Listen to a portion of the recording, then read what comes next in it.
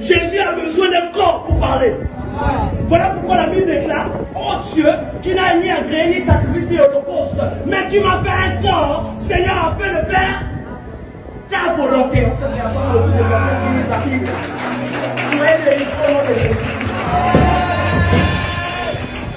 Comment tu es un chrétien, tu n'écoutes pas la parole? Un verset connu: sois délivré. Je prie que la passion de la parole de Dieu vous courez derrière les prophéties. La prophétie ne sauve pas, c'est Jésus qui sauve. Le prophète ne sauve pas, c'est Jésus qui sauve. Et tant que tu n'as pas la capacité d'entendre Jésus-Christ en toi, tu ne pourras pas être sauvé. Tu ne pourras pas être orienté correctement. Parce que parfois, Dieu, vous savez, on prophétise en partie. Est-ce que tu comprends?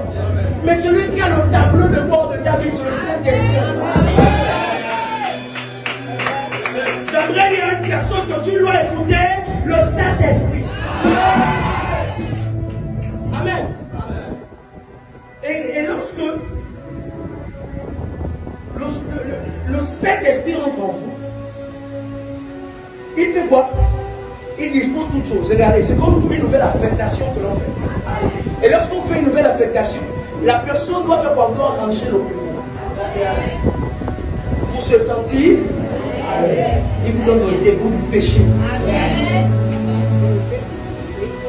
Moi, je ne crois pas à un Saint-Esprit qui te fait parler en langue et tu continues à pécher. Tu continues à vivre dans le péché.